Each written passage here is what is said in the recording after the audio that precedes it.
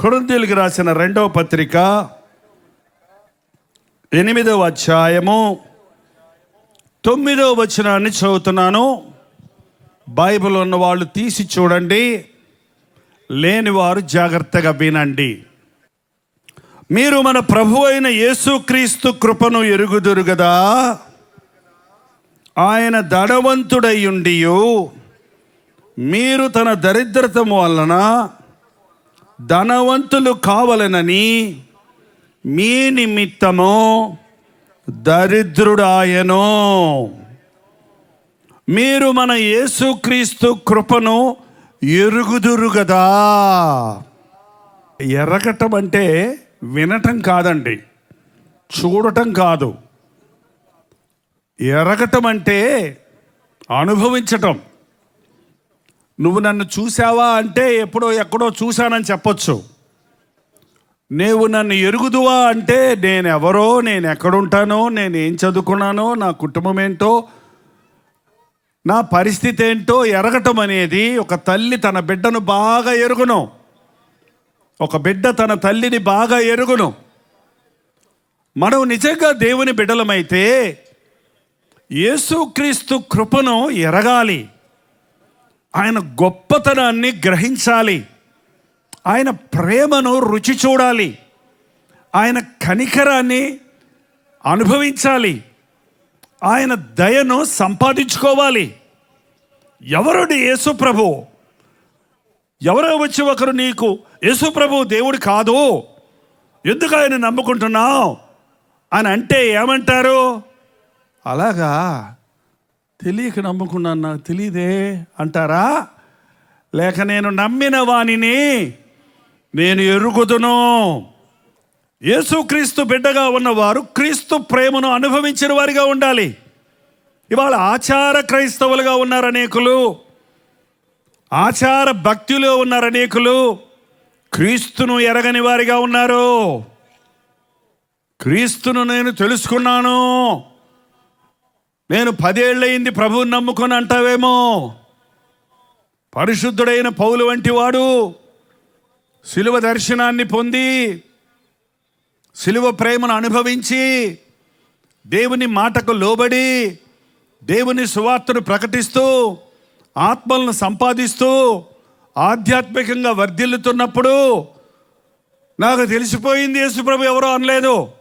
నేను ఇంకా ఆయన్ని ఎరుగు నిమిత్తము నా వెనుకున్న వాటిని మరచి ముందున్న వాటి కొరకు పరిగెడుతున్నాను. ఏవేవి లాభకరములో అవి నష్టముగా ఎంచుకొని క్రీస్తును సంపాదించుకోవాలని ఆశపడుతున్నాను. నా జీవితంలో నేను 47 సంవత్సరాల నుంచి యేసు ప్రభువుని ఎరుగుదును. ఆయనతో నడుస్తున్నా, ఆయన మాటలు వింటున్నా, ఆయన సాక్షిగా నిలబడి ఉన్నా, ఆయనకు చేసిన ప్రార్థనలకు జవాబులు పొందుతున్నా, ఆయన వాక్యాన్ని 47 సంవత్సరాలుగా చదివి ధ్యానిస్తున్నా. ఇంకా నేను ఏమీ తెలియదన్నట్టే, ఇంకా పరిపూర్ణుడి కాలేదన్నట్టే భావిస్తున్నా. ఇంకా ఎంతో ఆయన రూపాన్ని, ఆయన గుణగణాలను లెక్కగట్టగలిగిన వాడెవడూ లేడు. అనంతమైన దేవుడు ఆయన, మహాకాశాల్లో ఉన్నవాడు ఆయన. ఆకాశము నా సింహాసనము, భూమి నా పాదపీఠం అన్నవాడు. అర్థమవుతుందో అర్థం కావట్లేదండి. ఈ ఆకాశం ఎంత ఎత్తుందో ఎవరికి తెలియదు, ఎంత దూసుకుపోయినా ఇంకా వస్తూనే ఉంది. ఆ ఆకాశం పైన మరో ఆకాశం ఉంది, అది మధ్యాకాశం. ఆ మధ్యాకాశంలోనికి ప్రభు వచ్చినప్పుడు మనం ఎత్తబడతాం. ఆ ఆకాశానికి పైన ఇంకొక ఆకాశం ఉంది, 3వ ఆకాశం. 3వ ఆకాశానికి నేను కొనుపోబడ్డాను అన్నాడు పౌలు ఒకసారి. అదే ప్రభువు నివసించే పరలోకమేమో. ఈ ఆకాశం అంతే మనకు తెలియటం లేదు. అక్కడ కూర్చున్న ప్రభువు తన మోకాళ్ళ నుంచి కింద పాదాల వరకు ఈ ఆకాశానికి భూమికి ఎంతెత్తుందో అంతెత్తుగా ఆయన పాదాలు ఉన్నాయి. ఈ భూమి నా పాదపీఠము. అంత గొప్ప విశ్వస్వరూపమైంది. మన కన్నులతో చూడలేమా ఇన్ని? ఆయన ప్రేమ, ఆయన గొప్పతనం, ఆయన కనికరం మనకు అర్థం కావటం లేదు. ఆయన సింహాసనాసీనుడై ఉన్నాడు. పరిశుద్ధుడైన యోహాను ఒకసారి పరలోకానికి ఎత్తబడ్డాడు. సింహాసనాసీనుడైన వాడిని నేను చూచి తిని, ఒక గొప్ప వెలుగు సింహాసనములో కూర్చున్న వాని ముఖం చూడలేకుండా వెలుగుతో నింపబడింది ముఖం అంతా. ఆయన చుట్టూ సూర్యకాంత పద్మరాగములు, నవరత్నాలతో కూడిన రంగురంగుల మహిమ ఆయన చుట్టూ ఆవరించున్నది. దేవదూతలు, శరాపులు, కెరూబులు పరిశుద్ధుడు పరిశుద్ధుడు పరిశుద్ధుడు అని గాన ప్రతిగానాలు చేస్తున్న సింహాసనం మీద కూర్చున్నవాడు ఆయన. మీరు ఎరుగుదురా? మీరు నమ్మిన దేవుడు ఎవరో మీరు ఎరుగుదురా? యేసు ప్రభువుని గురించి అంత చులకనగా మాట్లాడుతున్నావే, యేసు ప్రభువుని గురించి నీ ఇష్టం వచ్చినట్లు మాట్లాడుతున్నావే, ఆయన ఎవరో ఎక్కడి నుంచి వచ్చాడో నీవు ఎరుగుదువా? యెహోవా ఉత్తముడని రుచి చూచి తెలుసుకొనండి. ఆయన్ని నమ్మినవాడు, ఆయన యందు విశ్వాసం ఉంచినవాడు ఆయన కృపను ఎరుగుతాడు. ఒక్కసారి ఆలోచన చేయండి. అంత గొప్ప దేవుని ముందు నువ్వెంత, నేనెంత? అసలు మన సంగతి ఏంటి? మన పరిస్థితి ఏంటి? మనం ఎంతటి వారిమి? మనం ఎక్కడి వారిమి? మనం ఎలా ఈ లోకంలోనికి వచ్చాం అని ఆలోచించేవారు ఎందరూ? అసలు మీరు ఎప్పుడైనా ఆలోచించారా? నువ్వు ఎందుకు పుట్టావు? దేవునికి ప్రతి ఒక్కరి పట్ల ఒక ప్రణాళిక ఉంది. గాలికి పుట్టలేదు మనం, జంతువులు పుట్టినట్టు పుట్టలేదు మానవులమైన మనం. తన స్వరూపంలో, తన ఆకారంలో మనల్ని చేసుకున్నాడు. మనల్ని ఈ లోకంలో తనలాగా ఉండాలని పుట్టించాడు. తనతో సహవాసం చేయడానికి పుట్టించాడు. పిల్లలు లేని వాళ్ళకి పిల్లలు లేరని ఎందుకండి అంత బాధ? పిల్లలు లేకపోతే ఏంటి ఇప్పుడు? పిల్లలు లేకపోతే ఎలాగండి? ఏమండి?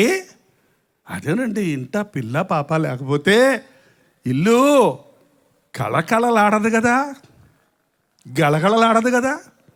ఎప్పుడు చూసినా నా మొహం ఆయన, ఆయన మొహం నేను చూసుకొని కూర్చోవాలి. వచ్చే పోయేవాళ్ళేమో లేరా లేరా లేరా అని మాకు ఏలు చూపిస్తుంటే మాకు ఇంకా బాధ అయిపోతుంది. ఏంటండి, పిల్లల్ని ఎందుకు కంటున్నారు చెప్పండి? పిల్లలు కంటే కష్టమని తెలుసా తెలీదా? ప్రసవ వేదన కానీ పడి కనాలి, 9 మాసాలు మొయ్యాలి, ఆ పిల్లోడిని కన్నప్పుడు ఆ బిడ్డకి మందులు మాకులు ఇప్పించాలి. పూర్వకాలం చెప్పేవాళ్ళు పుట్టింది గిట్టుట కొరకే అని. ఇప్పుడు పుట్టేది హాస్పిటల్ అంట, చచ్చేది హాస్పిటల్ అంట. మనుషుడికి పుట్టేది అక్కడ, ఇంట్లో పుడతలేదు ఇప్పుడు ఎవరు, ఇంట్లోనే పుడతారు. ఇంతకుముందు ఏంటండి, నా 3 కుమారులు ఇంట్లోనే పుట్టారు. మా అత్తగారి ఇంట్లో, మా అత్తగారు ప్రేమగా చూసుకుంది. ఇంట్లోనే ఆమె చేసింది ప్రసవం. హాస్పిటల్లో మందులు, సిజరన్లు, మళ్ళీ దానికి లక్షల ఖర్చులు. మళ్ళీ చచ్చేటప్పుడు చచ్చేవాడిని సావనివ్వరు, ఇంకొంచెం బతికించాలని అయ్యెక్కిచ్చి ఇయ్యెక్కిచ్చి అక్కడ పొడిచి ఇక్కడ పొడిచి హాస్పిటల్లో బడికెబెట్టి సంపాదించింది అంతా బిల్లు కట్టేదాకా చావడు ఆయన. ఏంటంటే ఇది మానవుడు బతకడానికి దేవుడు అక్కర్లేనటువంటి హాస్పిటలే గతి. చావడానికి అదే కావాలి, పుడటానికి అదే కావాలి. నిన్ను సృష్టించిన సృష్టికర్త ఒకడు ఉన్నాడయ్యా, నిన్ను కాపాడేవాడు ఒకడు ఉన్నాడు. ఆయన కుడుకడు, నిద్రపోడు అని చెప్తే మనుషులకు అర్థం కావడం లేదు. ఎంతసేపు భూ సంబంధమైన విషయాలు ఆలోచిస్తారే కానీ నన్ను సృష్టించిన సృష్టికర్త ఒకడున్నాడు. నా తల్లి గర్భములో నేను పిండముగా ఉన్నప్పుడే ఆయన కన్నులు నన్ను చూచాయి.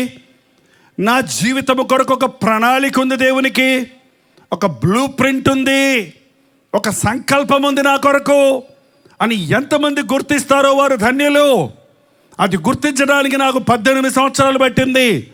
నా 18వ ఏట నేను గుర్తించిన తర్వాత నా జీవితాన్ని దేవునికి అప్పగించుకున్నా. ఈ లోకంలో మనం జీవిస్తున్నప్పుడు మన జీవితం భయంతో కూడింది, బాధతో కూడింది, దరిద్రతతో కూడింది, కష్టాలతో కూడింది, కన్నీటితో కూడింది, రోగాలతో కూడింది. మా ఆయన తాగుతున్నాడండి, నా కుమారుడు తిరుగుతున్నాడండి, మా ఆయనకి 2 కిడ్నీలు పాడైపోయినాయండి, మా అబ్బాయికి హార్ట్ ఆపరేషన్ జరిగిందండి, నాకు ఆరోగ్యం బాగలేదండి, మేము అప్పుల్లో పడిపోయామండి, మాకు ఇల్లు లేదండి, మాకు పిల్లలు లేరండి, 13 సంవత్సరాలు అయిపోయింది పెళ్ళై, మాకు గర్భఫలం లేదండి అని అందరూ చెప్పే బాధలు వింటుంటే అసలు ఏంటి ప్రభు ఇది?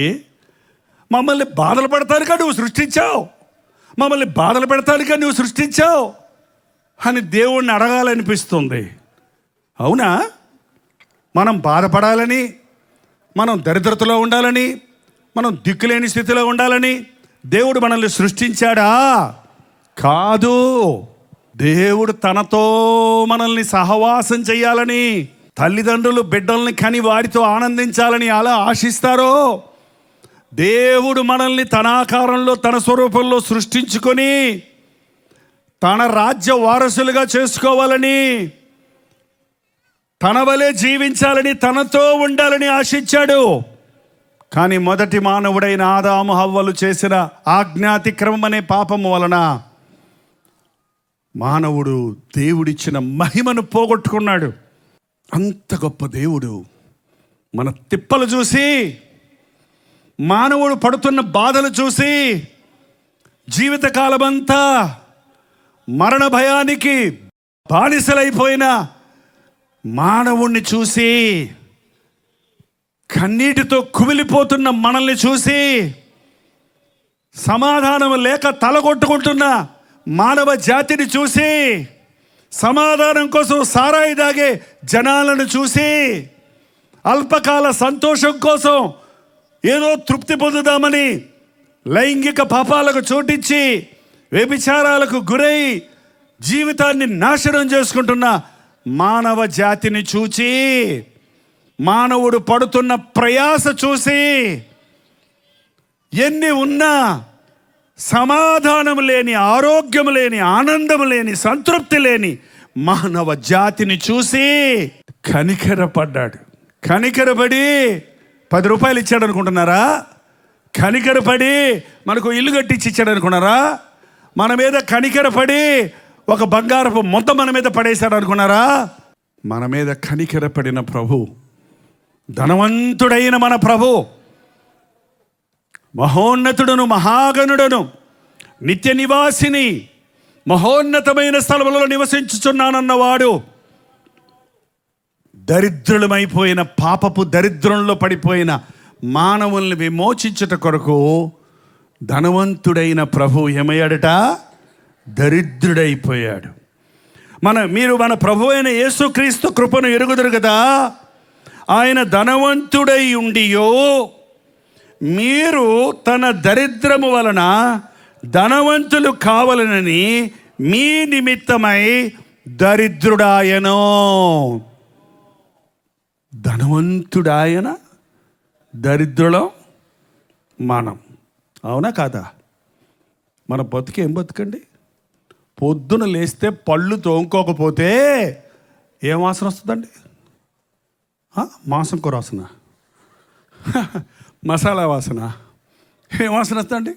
పాసి గబ్బు. గేదెలు ఎప్పుడన్నా కోల్గేట్ పేస్ట్తో బ్రష్ చేసుకోవడం చూసారా? పశువులు పక్షులు సబ్బు తెచ్చుకొని స్నానం చేయడం చూసారా? అక్కర్లేదు వాటికి, అవి వాటికి శుద్ధి అయిపోతాయి. కానీ మనకు ఒక 2 రోజులు శుద్ధి చేయకపోతే నీ పక్కన కూర్చున్న వాళ్ళు పారిపోవాలంతే. గుమ గుమ గుమ గుమ గుమ కొట్టుద్ది. కొంతమందికి ఎన్ని సెంటులు కొట్టినా ఆ చెమట సెంటుకు మించిన వాసన ఏది లేదు. ఏం బతుకు? ఎంత తిన్నా తృప్తి లేదు, ఎంత ఉన్నా తృప్తి లేదు, మానవుడికి తృప్తి లేదు. ఎన్ని చీరలు ఉన్న కొంతమంది సిస్టర్స్కి, ఏమండి ఎర్ర చీర కావాలండి, సరే కొనుక్కోమ్మా. ఏమండి ఆ బులుగు చీర కావాలండి, మొన్న కొన్నావు కదమ్మా, అది వేరే బ్లూ అండి, ఇది వేరే బ్లూ, అది పీకాక్ బ్లూ, ఇది నావీ బ్లూ. బాబా బాబా. కొంతమందికి బంగారపు ఆశ. ఎంత బంగారము గంగిరెద్దులాగా మెడ నిండా వేసుకుంటే కానీ నిద్ర పట్టదు. మెడ అంతా పుండైపోద్ది. ఇక్కడ చచ్చేదాకా నాతో ఉండాలి, చచ్చాక ఎవడు పీకపోతాడు. శవం వాకిట్లో ఉండగానే నువ్వు ప్రేమించి మెడలో వేసుకున్న బంగారం, చెవులకు పెట్టి నీ కాళ్ళకు పెట్టిన మెట్టెలతో సహా పీకపోతారు. ఏం ప్రయోజనం నువ్వు సంపాదించుకున్నాయి? ఒక్కటనే నీ కూడా తీసుకెళ్తావా? ఏం బతుకిది? దేనికోసం నీ తాపత్రయం, దేనికోసం నీ ప్రయాస, దేనికోసం నీ పోరాటం? ఏం తీసుకెళ్తావు నీ లోకాన్ని విడిచిపెట్టినప్పుడు? ఎంత ఉంటే అంత బాధ అండి. ప్రకటన గ్రంథం 3వ అధ్యాయము 17వ వచనంలో, నీవు దౌర్భాగ్యుడవు, దిక్కుమాలిన వాడవు, దరిద్రుడవును, గుడ్డివాడవును, దిగంబరుడువై ఉన్నావని ఎరుగక. మానవుడా, నువ్వు దౌర్భాగ్యుడవి, నువ్వు దిక్కుమాలిన వాడివి.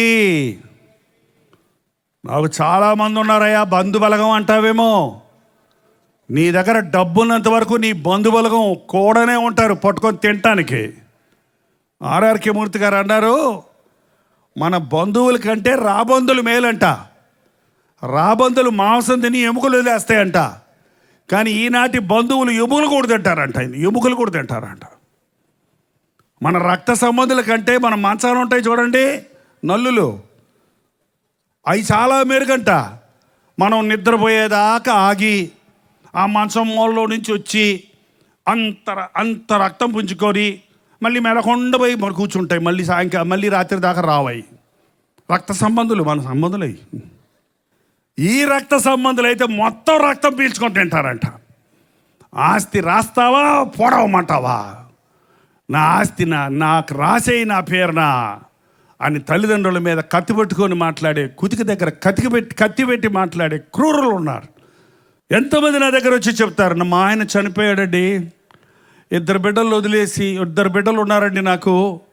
మా అత్తగారు వాళ్ళు, మా ఆడపడుచులు అందరూ కలిసి అన్నదమ్ముల ఆస్తిలో నీకు భాగం లేదు, మా కొడుకు చచ్చిపోయాడు, నువ్వెవరితో పోవే అంటున్నారండి. నా భర్త ఆస్తికి నేను హక్కుదారిని కాదా? న్యాయంగా నా భర్త భాగం నాకు బిడ్డలకి ఇవ్వొద్దా? నాకు ఇవ్వటం లేదయ్యా. నేను చాలా బాధపడుతున్నా కూడా జాలే లేదయ్యా. ఎంత భయంకరమైన మనుషులండి. నీ కొడుకు భార్య నీ సొత్తు కాదా? నీ కొడుకును నువ్వు ప్రేమించినప్పుడు కొడుకు భార్యను నువ్వు ప్రేమించవా? ఎంతమంది ఈ రోజునండి పెళ్ళిళ్ళు చేసిన తర్వాత అబ్బాయిని ప్రేమిస్తావో, అమ్మాయినేమో నువ్వెదిగా తింటావు, గుడ్డు వాడికి బెట్ట, నీకెందుకు గుడ్డ, మిగిలితే అవును తినో అంటే అత్తగారులు ఉన్నారంటండి. ఎంత భయంకరం అండి. మానవుడు క్రూరులైపోతున్నారు, స్వార్థపరులైపోతున్నారు. ఇది దరిద్ర బతుకు. నీ దగ్గర డబ్బు ఉంటే నీ బంధువులు నీ చుట్టూ ఉంటారు, నీకు అందం ఉంటే నీ మనుషులందరూ నీ ఎంబడబడతారు. ఎంతమంది అమ్మాయిలు చెప్తున్నారు, ఐ లవ్ యూ అన్నాడన్నా, నా వెంటబడ్డాడన్నా, నన్ను పాడు చేశాడన్నా, చేపా అసలు నువ్వెవరన్నా తెలియదు అంటున్నాడన్నా. ఇప్పుడు నేనేమైపోవాలా, బతికేమైపోవాలి? ఎంతమంది ఏడుస్తున్నారు తొందరపాటు నిర్ణయాలు చేసి, అదుపు తప్పి ఆశీర్వాదాలు పోగొట్టుకొని జీవితంలో గురి లేని వారిగా దరిద్రపు స్థితిలోకి వెళ్ళిపోతున్నారు. ఈ రాత్రి ఇక్కడ ఉన్న వారితో దేవుడు మాట్లాడుతుంది ఏంటంటే, నేను ఈరోజు చెప్పదలుచుకుంది ఏంటంటే, మనం దరిద్రులు మన సంగతి నేను వివరించనక్కర్లేదు, నీకే తెలుసు. అప్పుల్లో పడిపోతున్నాం, రోగాలు పీడించబడుతున్నాం, అయిన వారి ద్వారా మోసగించబడుతున్నాం, బాధపరచబడుతున్నాం. ఒక ఉద్యోగం లేక, ఒక వృత్తి లేక, తినటానికి తిండి లేక, ఉండటానికి ఇల్లు లేక, అనుకున్న వారు విడిచిపెడితే అనాథలుగా మిగిలిపోతున్న వారితో ఈ లోకం నిండిపోతుందండి. పైకి కనబడే ఎకగలు పకపకలు నిజమైన ప్రేమ కాదు. పైకి కనబడేటువంటి స్థితి నిజమైన స్థితి కాదు. ఏ గృహంలో చూసినా, ఏ కుటుంబంలో చూసినా, ఏ దేశంలో చూసినా ఈ రోజున మనుషుల మధ్య సమాధానం లేదు, సంతోషం లేదు, తృప్తి లేదు. వివాహాలు విచ్ఛిన్నమైపోవడానికి కారణం అదే. బిడ్డలు తిరుగుబోతులుగా, తిండిబోతులుగా, తాగుబోతులుగా మారడానికి కారణం అదే. మానవుడు తన మార్గాలు చెరిపేసుకుంటున్నాడు. ఈ మధ్య కొత్త రకం మనుషులు బయలుదేరారు. అమ్మాయిని పెళ్లి చేసుకుంటే పిల్లలు కనాలి, అబ్బాయిలే పెళ్లి చేసుకుంటారంట, అమ్మాయిలే పెళ్లి చేసుకుంటారంట. సేమ్ సెక్స్ మ్యారేజెస్ లీగలైజ్ చేసేయాలంటున్నారు. దేవుడు సృష్టించాడు ఒక స్త్రీకి ఒక పురుషుడు, ప్రతివానికి సొంత భార్య ఉండవలను, ప్రతివానికి సొంత భర్త ఉండవలను. కామముతో నిండి ఉండకూడదు. దేవుడు ప్రణాళికలో భార్యాభర్తలు గర్భఫలం పొంది భూమిని నింపండి అని దేవుడు అంటే, మనుష్యుడు ఈ రోజున గర్భస్రావణం చేయించుకుంటున్నాడు. అబార్షన్ చేసేయి, నాకొద్దు పిల్లలు, నాకు ఆడపిల్లొద్దు మన భారతదేశంలో. ఏంటంటే ఈ మూర్ఖత్వం. ఆడపిల్ల నిన్ను కన్నది అమ్మ కాదా? నీ తోబుట్టువులు సహోదరులు కాదా? నీకో కూతురు అక్కర్లేదంటావు. ఏంటది? దేవుడిచ్చే గర్భఫలం యెహోవా ఇచ్చు బహుమానము, కుమారులు ఆయన అనుగ్రహించు స్వాస్థ్యము. ఎవడో కూడా గర్భంలో ఉన్న బిడ్డను అమ్మాయిని అబ్బాయిగా మార్చగలిగిన శక్తి లేదు. ఇంజక్షన్లు మందులు ఇచ్చి మార్చలేరండి. దేవుడు నీకు ఎవరిని కావాలో వారిని ఇస్తుంటే, మనుషుడు నాకు అక్కర్లా చంపేస్తా, 12 వారాల్లోగా బిడ్డ రూపించబడుతుంది, గుండె కొట్టుకోవడం ప్రారంభిస్తుంది. 3 నెలలప్పుడు నీవు బిడ్డను చంపేస్తే, గర్భస్రావం చేస్తే, అబార్షన్ చేయించుకుంటే నువ్వు హత్య చేసినట్టే. అలాగా అబార్షన్ చేయించుకున్న స్త్రీలకి మానసికమైన బలహీనత కలుగుతుంది. తనకు తెలుసు తన బిడ్డను చంపుకున్నానని. ఆ బాధతో పిచ్చివాళ్ళు అయిపోతున్నారని చాలామంది, చచ్చిపోతున్నారని చాలామంది లెక్కలు కట్టారు. దేవుని తలంపులను, దేవుని మార్గాలను చెరిపేశాడు మానవుడు. పురుషుడు స్త్రీ వేషం వేయకూడదు, స్త్రీ పురుష వేషం వేయకూడదంటే మా ఇష్టం వచ్చిన బట్టలు మేము వేసుకుంటాం. ఏంటండి, ఇతర దేశాల్లో అబ్బాయి ఎవడో అమ్మాయి ఎవడో దగ్గరికి వెళ్తే కానీ తెలియదు వాళ్ళకి. ఇద్దరు డ్రెస్సులు ఒకలాగా ఉంటాయి, ఇద్దరు మొహాలు ఒకలాగా ఉంటాయి నున్నగా. అదే ట్రెండ్ మన భారతదేశంలో మొదలుపెట్టారు. సాంప్రదాయకరమైన బైబిల్ సాంప్రదాయానికి భారతదేశ సాంప్రదాయానికి చాలా దగ్గర సంబంధం ఉందండి. మర్యాద, అణుకువ, గౌరవం, తల్లిదండ్రుల్ని కనపరచటం, ఉమ్మడి కుటుంబాలు, ఆప్యాయత, ఆధిక్యత అనేది బైబిల్ నేర్పిస్తుంది. ఇది వదిలేసి ఈ రోజున మానవుడు విచ్చలవిడిగా తిరగటం వల్ల దరిద్రత ఎక్కువైపోతుంది. ప్రపంచంలో ఉన్న ప్రతి దేశాలు కూడా ఒక దేశానికి ఒకటి అప్పుల దేశాలుగా మారిపోతున్నాయి. తింటానికి తిండి లేక ఆఫ్రికన్ దేశాల్లో బిడ్డలు ఎముకలు గూడుల్లాగా ఎండిపోతున్నారు. గుక్కడి పాలు కూడా దొరకని పరిస్థితుల్లో కన్న తల్లి ఒడిలో ఉన్న బిడ్డలు ఎముకలు గూడులాగా ఉన్న తల్లి తన బిడ్డకి ఏం పాలిస్తుంది? ఎంతమంది భయంకరమైన మరణానికి గురవుతున్నారు. దరిద్రం. పంటలు ఎరువేస్తే కానీ పండవు. ఏమైపోయింది? భూమి నిస్సారమైపోయింది. మోటార్ వేసి డీజిల్ వేసి నీళ్లు కింద నుంచి లాగి, అడుగు నుంచి లాగి పోస్తే కానీ పంటకు నీళ్ళు లేదు. దేవుడు గాలి పంపించేవాడు, వాన పంపించేవాడు. ఏ ఋతువులో అది పంపించి సస్యశ్యామలంగా ఉండాలని మనల్ని ఆశిస్తే, మానవుడు కృత్రిమాన్ని కనిపెట్టి తను తాను నాశనం చేసుకుంటూ దేవుడిచ్చిన సృష్టిని నాశనం చేస్తున్నాడు. ఇది చూసిన దేవుడు మానవుడు దరిద్రుడైపోయాడు, మానవుడు దిక్కుమాలినుడైపోయాడు. నాకు అందరు ఉన్నారు కానండి, నా మనసు ఎవరు అర్థం చేసుకోరు. నేను అందరితోటే ఉంటున్నాను కానీ నాకు ఆనందం లేదు. నేను అందరి మధ్య ఉన్న ఒంటరితనాన్ని అనుభవిస్తున్నానని చెప్పేవాళ్ళు ఎందరో ఉన్నారు ఈ రోజున. ఏమ్మా మీ ఆయన ఉన్నాడు కదా, ఆయన సంగతి ఎందుకులేండి, అన్నం తిన్నావా అని కూడా అడగడు. అన్నం పెట్టు మాత్రం గంటకు అడుగుతాడు. నాకు పెట్టు అని తింటాడేగా. తిన్నావా అని భార్యను అడగవా అండి? మీ తల్లిదండ్రులు చిన్నప్పుడు అన్నం తినయ్యా అని ఎత్తుకొని బుజ్జగించి అన్నం తింటూ రాని నీకు తింటం నేర్పిస్తే, మీ అమ్మ మంచాలు పడితే ముసలమ్మ అయ్యి అమ్మ అన్నం తిన్నావా అని అడుగుతాడా కొడుకు? అడగడం. తింటే చచ్చుద్ది, ఇంకెందుకు అది బుసలు చావకుండా ఇంకా ఉంది, మా ప్రాణాలు తీస్తుంది అన్నాడు ఆయన. ఏం చేసింది? మంచం మీద పడుకొని ఉంది, నీ ప్రాణమే తీసింది. కన్న తల్లిని నిర్లక్ష్య పెట్టేవాడు మనుషుడా? చెడిపోయాడు మనుషుడు. దిక్కులేని స్థితిలో, ఒకరికొకరు గతి లేని స్థితిలో మిగిలిపోతున్నారు. నువ్వు దౌర్భాగ్యుడవు, దిక్కుమాలినవాడు, దిగంబరుడవు, గుడ్డివాడువై ఉన్నావని ఎరుగక నువ్వు దిగంబరుడుగా ఉన్నావు. నువ్వు వేసుకునే వస్త్రాలు నీ దిగంబరత్వాన్ని కప్పలేవు దేవుని ముందు. నీ నిజస్థితి దేవునికి తెలుసు. నువ్వు గుడ్డివాడు కొన్నావు. నువ్వు ఇక్కడ ఇయ్యే చూస్తున్నావు. ఈ కనబడేవన్నీ శాశ్వతమైనవి కావు. దృశ్యమైనవన్నీ అది నిత్యములు, అదృశ్యమైనవి నిత్యములు. కనబడని పరలోకం ఉంది, కనబడని దేవుడున్నాడు. అది నిరంతరం ఉండే పరలోక రాజ్యం. ఈ భూమి దానిలో ఉన్నవన్నీ కాలిపోయే సమయం రాబోతుంది. ఈ భూమి నాశనమైపోయే సమయం రాబోతుంది. ఈ ఆకాశం చాపలాగా మడత పెట్టేస్తాడట దేవుడు. పంచభూతములు మహావేంద్రముతో లయమైపోతాయి. కానీ మనుషుడికి తెలియటల్లా తన కళ్ళు ముందు చూసుకున్న దాన్ని చూసే ఆర్భాటం చేస్తున్నాడు. ఇలాంటి పరిస్థితుల్లో ఆ గొప్ప దేవుడు, ఆ సింహాసనాసీనుడైన ప్రభు మనల్ని ఇలా విడిచిపెట్టలేక, మన బాధలు చూడలేక, మన రోగాలుతో మనం వేదన పొందడం చూడలేక, ఈ బలాత్కారంతో నిండిపోయిన ప్రపంచాన్ని రక్షించాలని ఆది యందు వాక్యముండను, వాక్యము దేవుడై ఉండను, వాక్యము దేవుని యొద్ద ఉండను, వాక్యము దేవుడై ఉండను. ఆ వాక్యము ఆ క్రీస్తు కృప సత్య సంపూర్ణుడై మన మధ్య నివసించాడు. యేసుక్రీస్తు ఈ లోకంలో రక్తమాంసాల్లో మనలాగా పాలిభాగస్తుడై మానవుడిగా ఈ లోకంలో జన్మించాడు.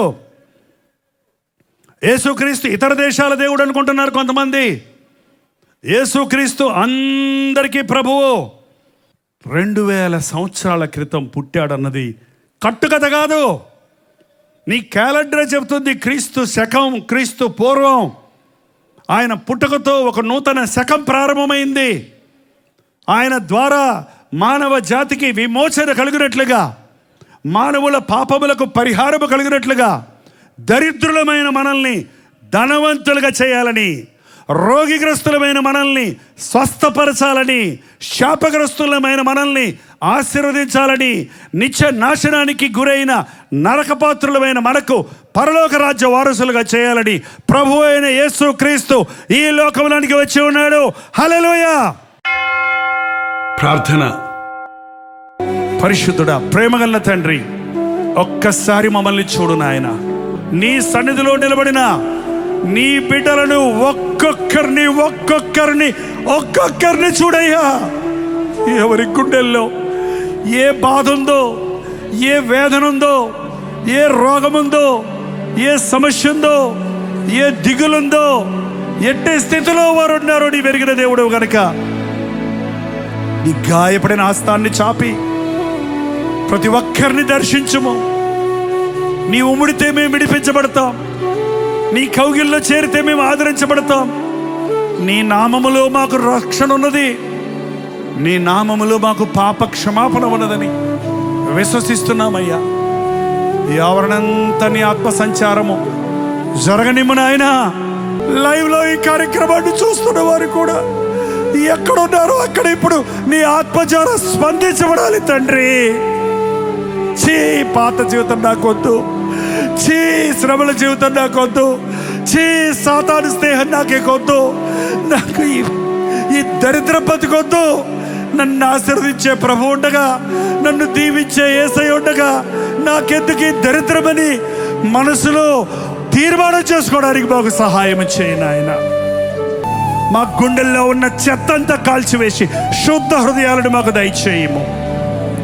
నీ రాకడ కొరకు మమ్మల్ని అందరినీ సిద్ధపరచుమని యేసు క్రీస్తు నామములో అడుగుచున్నాము తండ్రి. ఆమేన్, ఆమేన్, ఆమేన్.